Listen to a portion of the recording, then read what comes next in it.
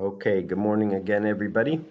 And we're starting into the rules for discernment. And thank you for being here. And I'm going to be working out of the PDF that I sent, pages 13 to 17. But just reminding you, I said it in an email, depending on which books you've gotten, there are, we've got I think it's five translations. The first one is in this book, and this is really the reason we're doing this whole thing is to get to this book and to get into the heart of this book. So we're going to do these rules for discernment, just go through them, so that when we're reading this book, uh, it'll have more meaning and you'll have more perspective on his life and the spiritual exercises as a whole.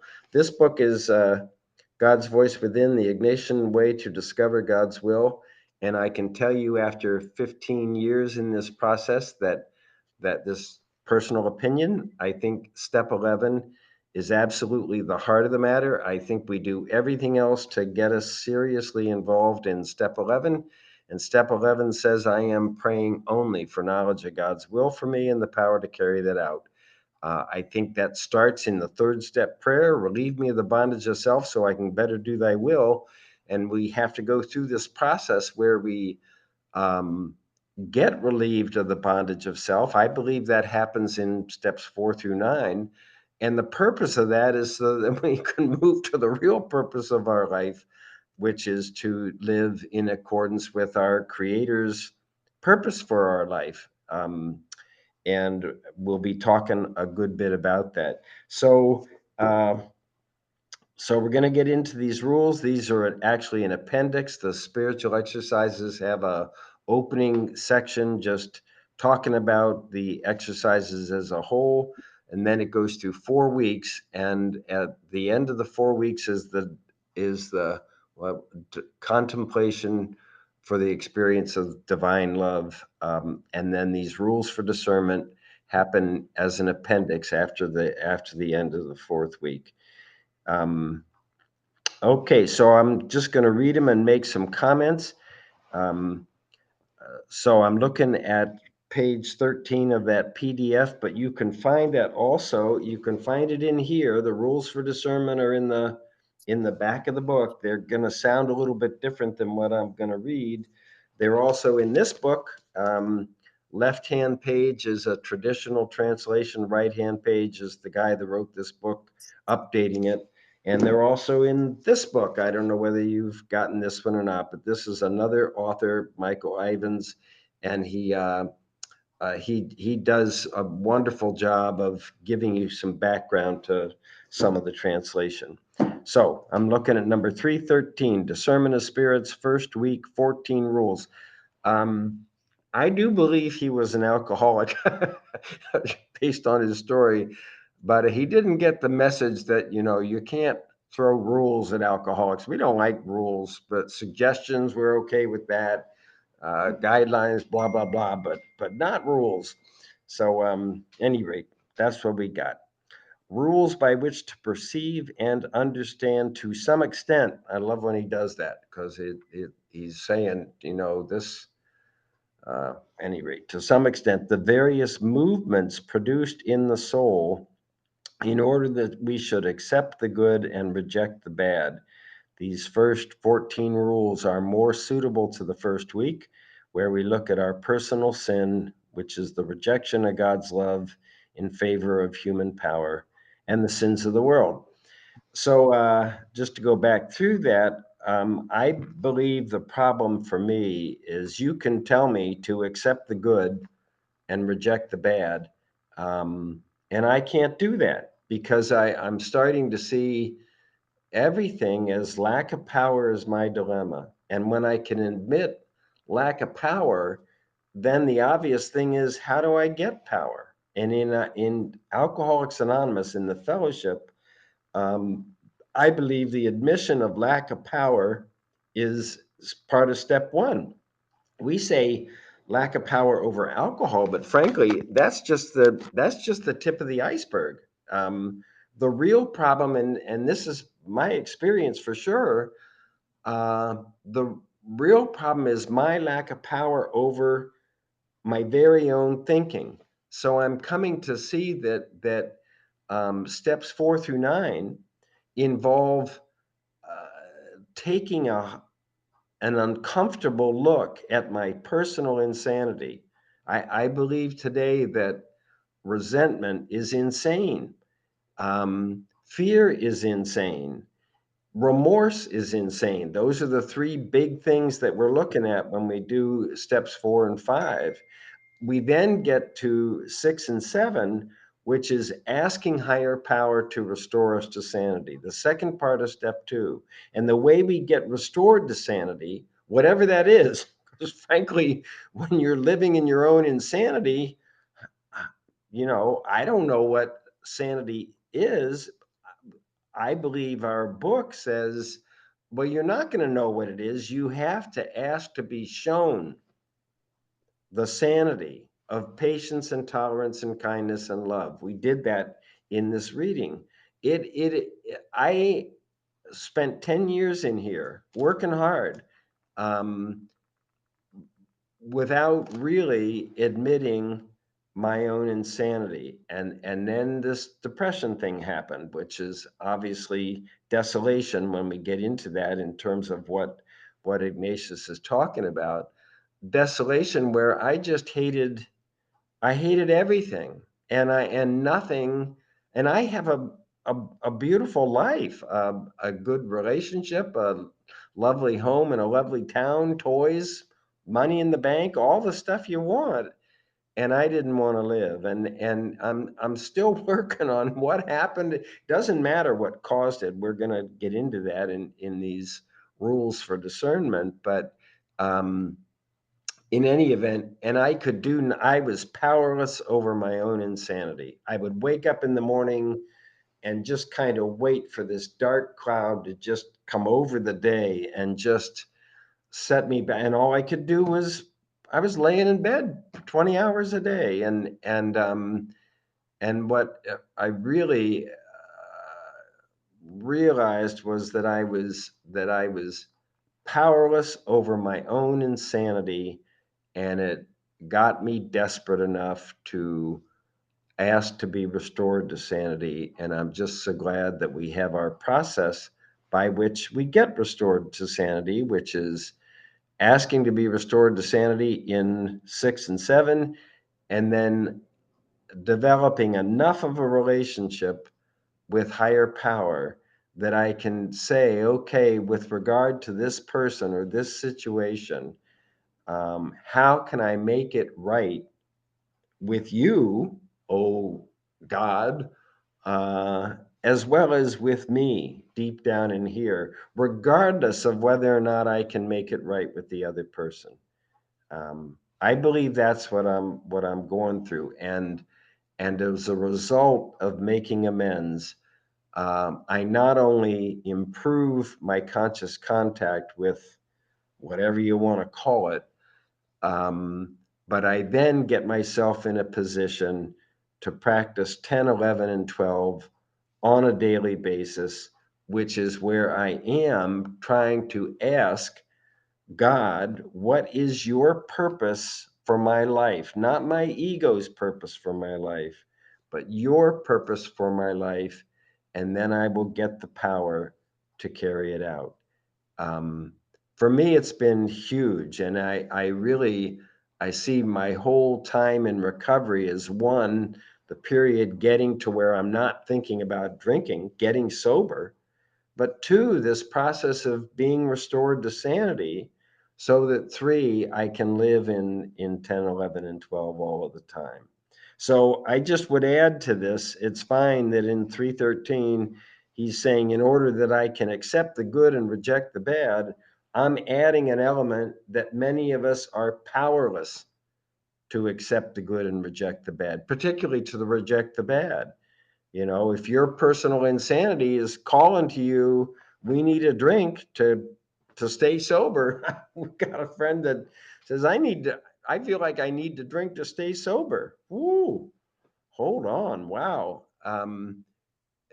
And you can't reject that belief. You're powerless over it. You're going to drink. and then we go back to the beginning. So I'm just trying to add that element to this. This first 14 rules are more suitable to the first week.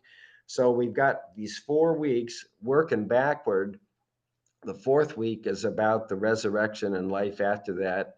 Um, the third week is uh, the passion, the crucifixion. Um, the second week is the life of Jesus, where we're going through his personal history, and the first week is where we're looking at ourselves and the nature of our own sin, which I've defined here as rejection of God's love in favor of human power. I've been saying a lot that I believe my ego has three primary motivators: self preservation, a sense of safety, a sense of uh, keeping its own thought system going, self gratification, which my ego wants to feel good all the time. My ego doesn't want to feel bad, it wants to feel good. And finally, self justification, where I'm mentally justifying my selfish behavior in order to feel good.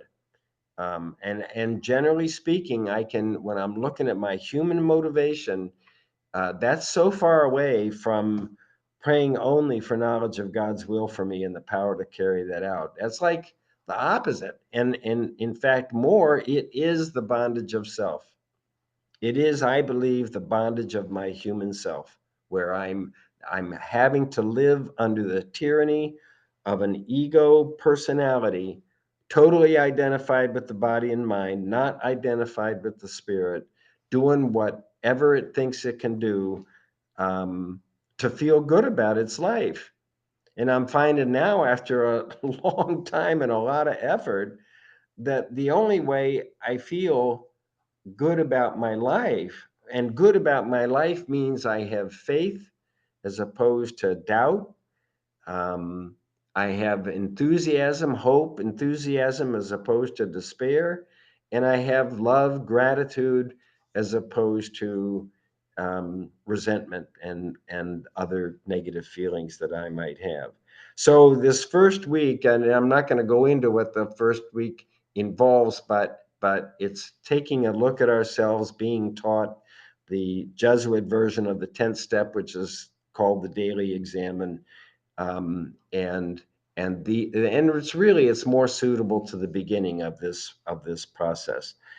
Um, Whereas the second week is a little bit more advanced, and you'll see that when we get to that. Okay, 314 rule number one: with those of us who go from one sin to another. So it's, if you're looking at 315, that's for those of us who are making progress. So rule one is for those that are stuck in our own, the tyranny of the human self. The selfish spirit holds out apparent pleasures, imagines sensual delights and satisfactions, so that we remain stuck in our sin, powerless over our own insanity. The good spirit, the inherent nature of the soul, on the other hand, takes the opposite approach, causing pricks of conscience and feelings of remorse, using its natural power of rational moral judgment. So I didn't look to see how this guy says it. One of the challenges of dealing with this work is his sentence structure is usually pretty complicated. He's using big terms that can be hard to relate to, and uh, but that's what we've got. But this is interesting because as we go through this, there are times when he's going to say um, the good spirit or the soul or the power of God comes to us as drops of water on a sponge. That's the way it comes into us, where the selfish spirit, the ego personality, it's like water crashing on a rock. This is the reverse. This is saying that when the ego is to when we're stuck in sin, the ego gets us with fantasy. we wander into fantasy and imagined pleasures and all of that kind of stuff, where the good spirit takes the reverse approach, where we get these pricks, what he calls pricks of conscience. And that's where you get a feeling of being stabbed. At least I do. I get a sense of wrongness. This is not a good idea. And that's how it's going to come through. So it can be the opposite depending on the dynamic that you're talking about. So I'll just read it again. For those of us stuck in sin, going from one sin to another, the selfish spirit gets us involved in fantasy. Later on, it's going to call it the false angel of light, where we imagine this solution to whatever we're thinking of as our problem, and we just stay stuck in it. Whereas the good spirit's going to get us with a sense of, like when you're driving and the blue lights go on. Oh no, what have I done? Um, so, rule number 2. Now, this is the reverse. This is for those of us who are making progress in relief from bondage of self, who are advancing in God's service and praise. The procedure is just the opposite. The bad, selfish spirit, the human ego, harasses, saddens, obstructs, disturbs us with false reasoning, self justification, so as to impede our progress, where the good spirit is going to give us feelings of faith, hope, and love. The good spirit encourages, strengthens, consoles, inspires with peace, making things easy and removing all obstacles with a feeling of effortless flow, so that we may move forward in the doing of good. It's just, this is challenging stuff, I believe, just understanding what he's trying to say and then trying to see how it applies to our lives. And how confusing it can be when you're trying to understand what this stuff is saying.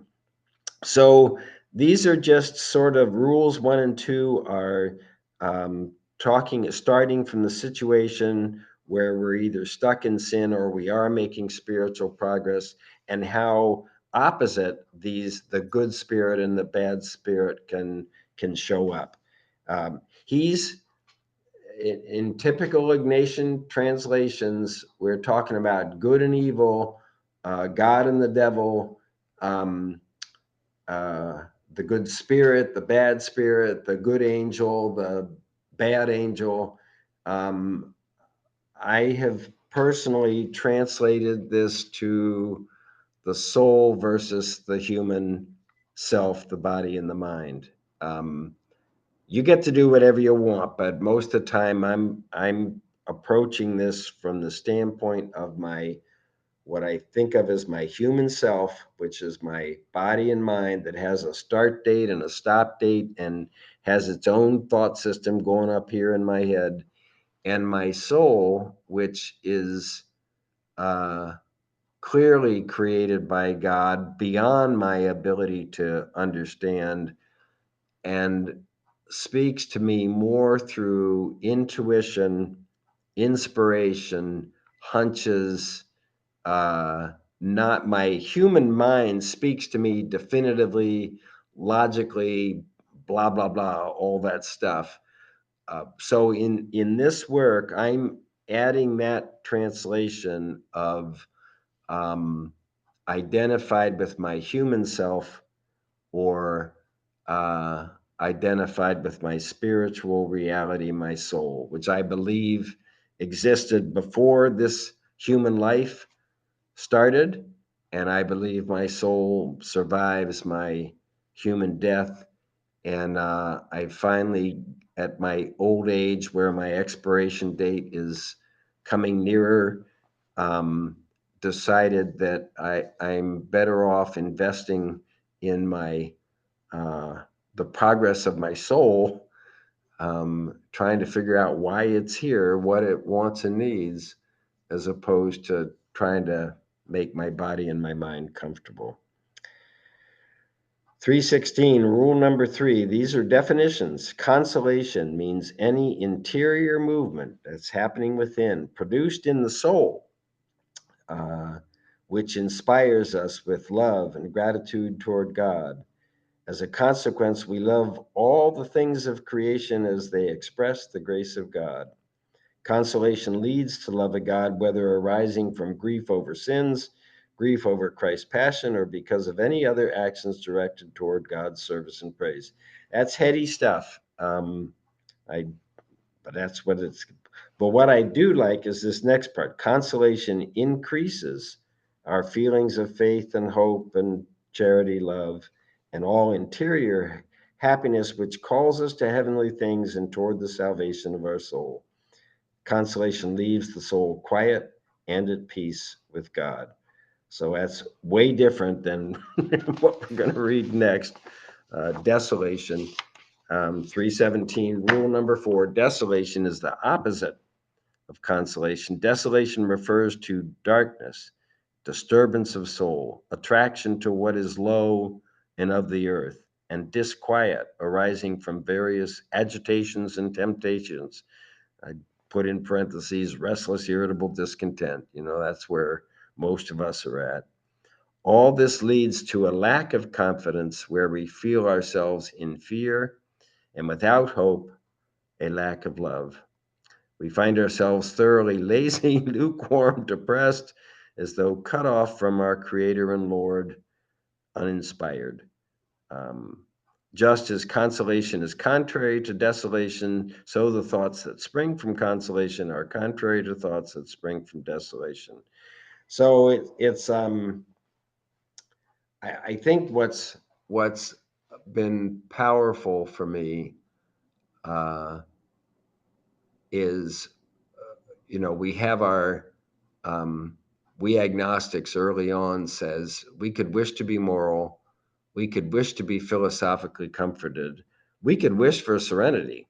I think is what it's saying, uh, and we can't pull it off. Lack of power is our dilemma, and um, what I love about Ignatius is I'm starting to understand that, well, I put it here, feelings of faith, of consolation, feelings of faith and hope and love that come from feeling in sync with God's purpose for my life. I will know if my objective is to live God's will for me here on planet Earth in the year 2025.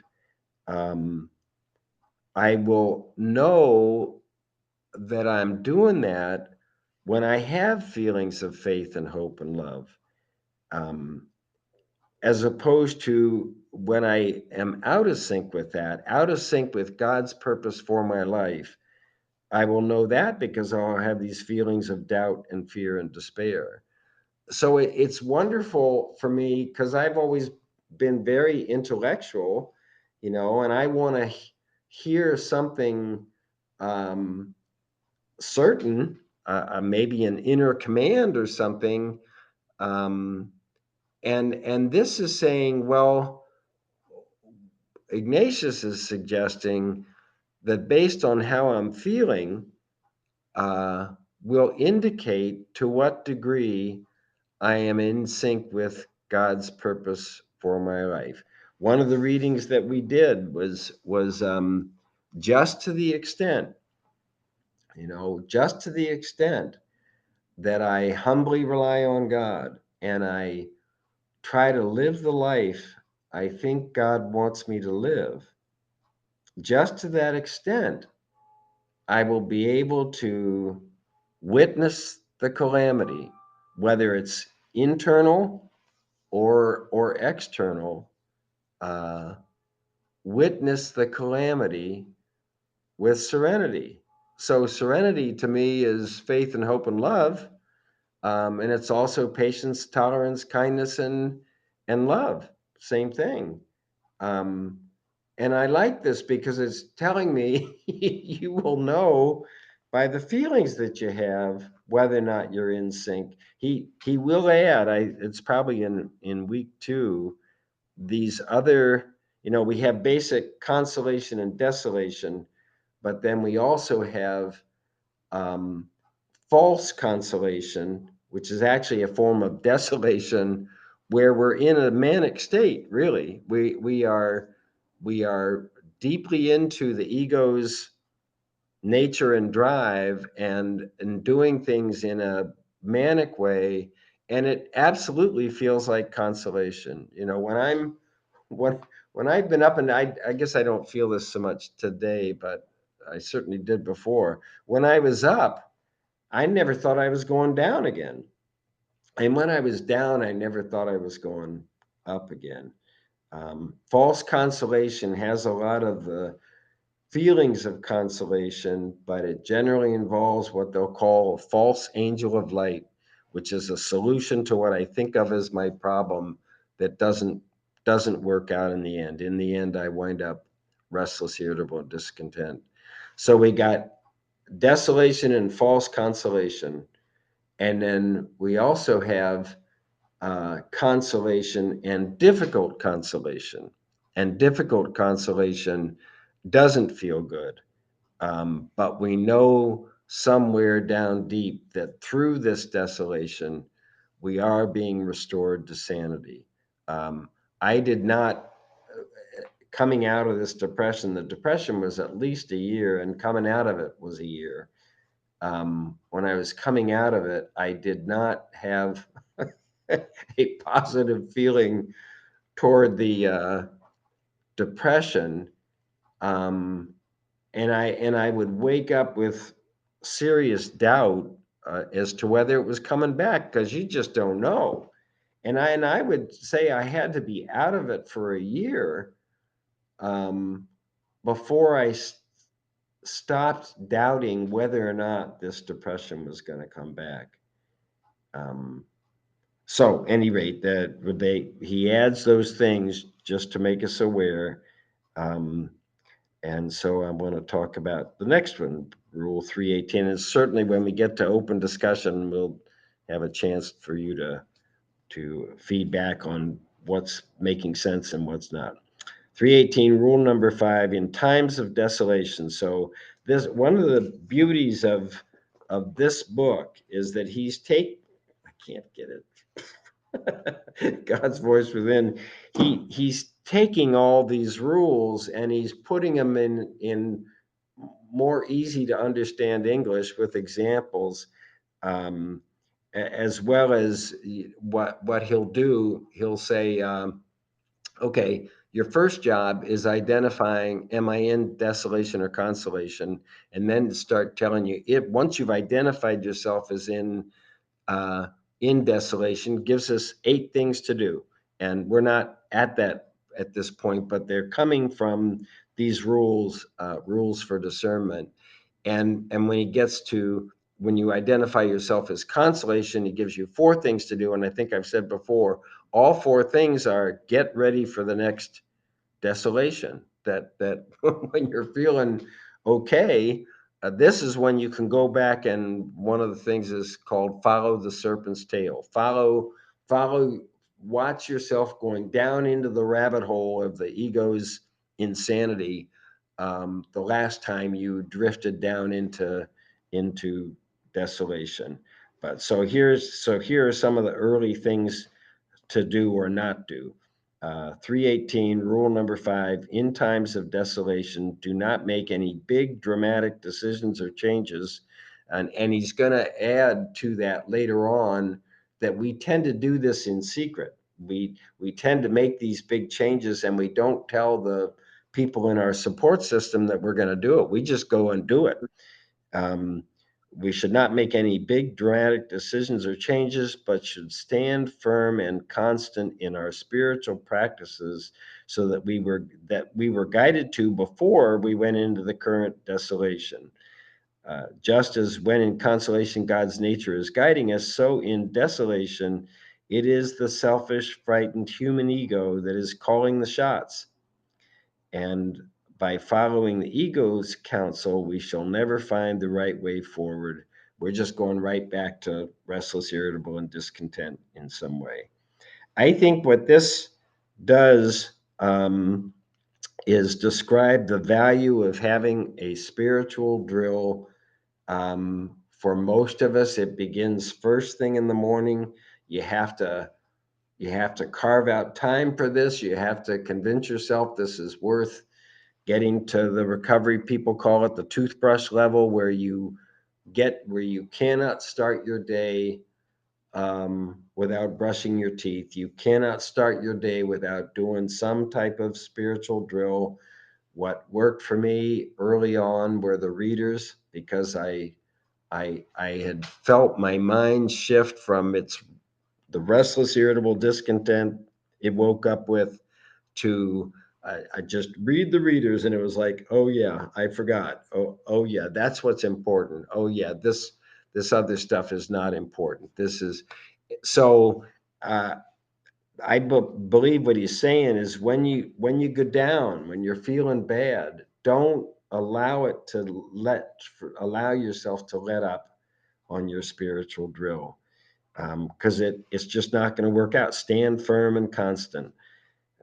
Later on, he's going to say, be be firm with the ego, and be gentle with the spirit. And it's very interesting that a lot of this is how you've got to be determined when you're dealing with the ego, but you actually have to be gentle when you're talking with God or the spirit or whatever else. And that's why people will say, quit playing God, invite God in, do as directed, as a 3-step method of what we're doing all the time, which I believe is 10, 11, and 12. The quit playing God, the pause, is step 10. We just back up a little bit from what's going on.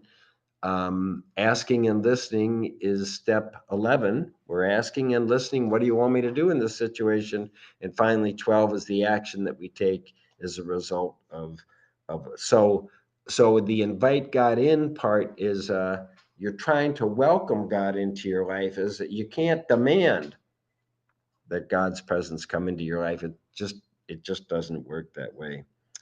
While in 319, while in desolation, I'm going to stop after this. Uh, while in desolation, not make any big changes in former good decisions. He's saying in this time, usually in rule number 5, we make big decisions that are contrary to whatever we've been doing.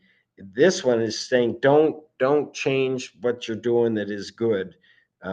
We should act against the ego's selfish guidance by increase prayer and meditation time, increase the daily examine, increase our acts of penance. That we do that in step 9, and service, step 12. So I'm going to stop, and Robin, I'm going to ring this gong. Robin will stop the camera, and we'll have some open discussion. And thank you again for being here.